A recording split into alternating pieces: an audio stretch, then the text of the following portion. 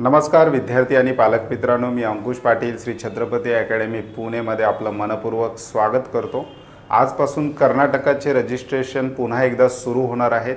मागच्या 2 वेळेस कर्नाटकाने आपले रजिस्ट्रेशन चालू केले होते, पुन्हा बंद केले होते आणि विद्यार्थ्यांच्या विनंतीवरून आता कर्नाटकाने आजपासून पुन्हा एकदा विद्यार्थ्यांना तिसऱ्यांदा रजिस्ट्रेशन करण्याची संधी दिलेली आहे।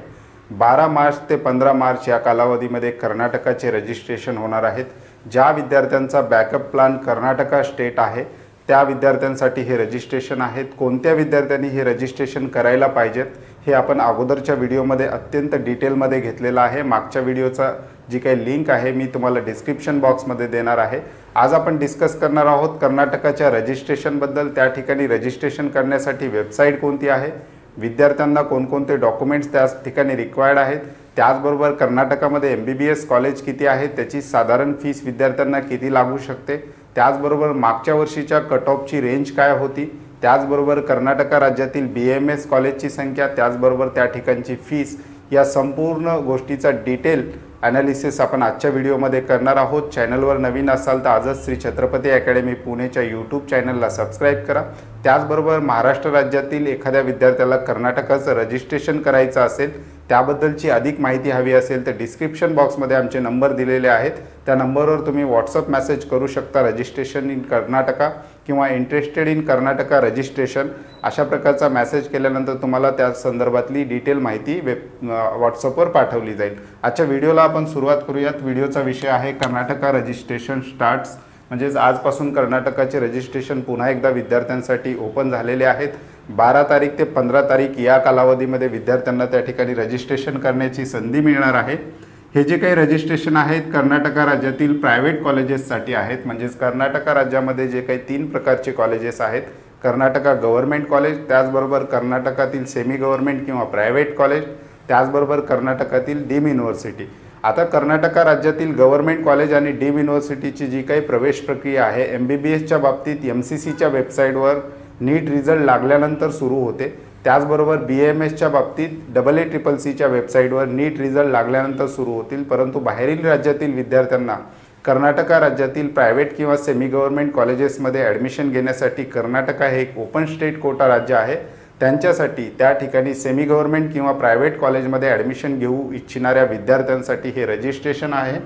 विद्यार्थी मित्रांनो, या ठिकाणी कॅटेगरीचं बेनिफिट विद्यार्थ्यांना या ठिकाणी मिळत नाही। संपूर्ण विद्यार्थ्यांना ओपन कॅटेगरीचे जे काही क्रायटेरिया आहेत ते जसेच्या तसे त्या ठिकाणी लागू होतात। संपूर्ण विद्यार्थी ओपन क्रायटेगरीचेच म्हणून गृहीत धरले जातात।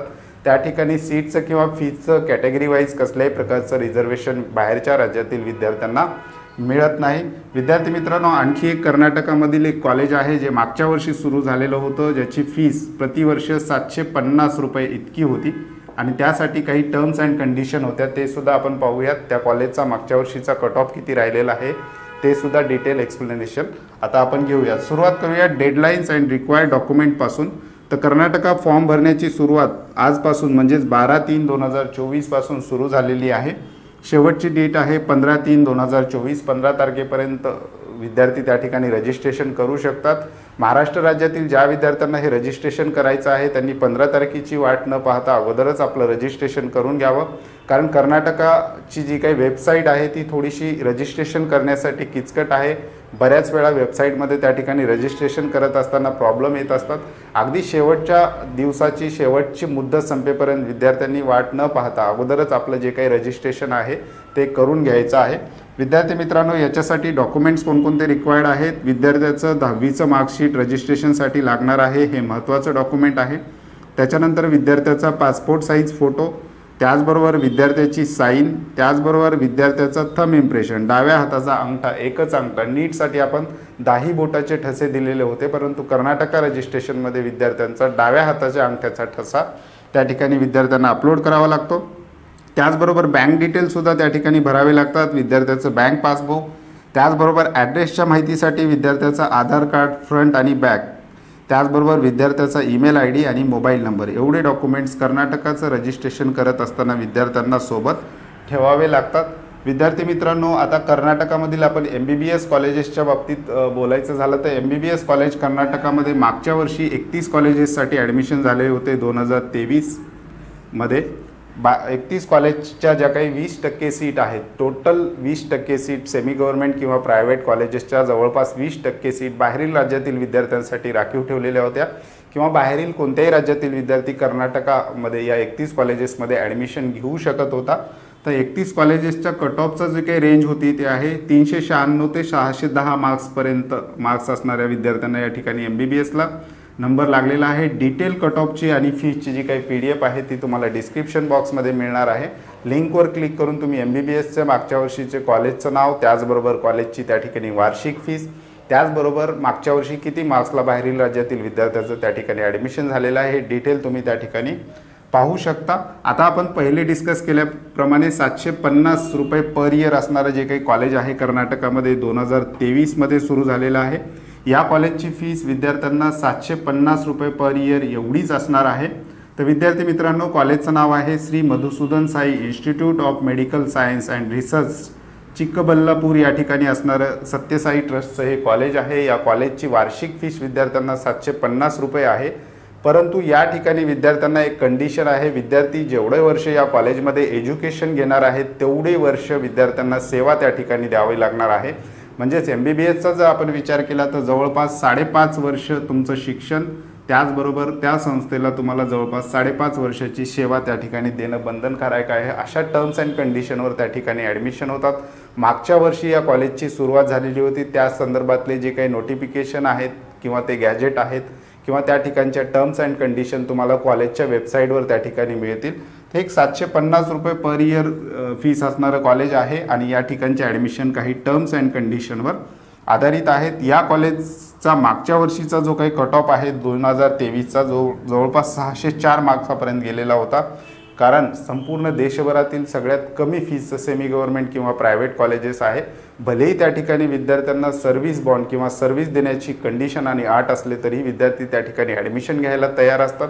त्या ठिकाणी ॲडमिशन झालेले होते आणि कट ऑफसुद्धा भरपूर हाय लेवलला या कॉलेजच्या बाबतीत गेलेला होता। बाकी कॉलेजचा जर आपण विचार केला तर जवळपास साधारण मेरिटवर विद्यार्थी लागला तर 10,92,852 प्रतिवर्ष इतकी फीस कर्नाटक राज्यामध्ये आहे। त्याचबरोबर त्या PDF जी PDF आम्ही डिस्क्रिप्शन बॉक्समध्ये देणार आहे त्याच्यामध्ये कर्नाटक राज्यातील प्रायव्हेट कॉलेजच्या मॅनेजमेंट कोट्याची सुद्धा आम्ही फीस दिलेली आहे, ती सुद्धा विद्यार्थी पाहू शकतात।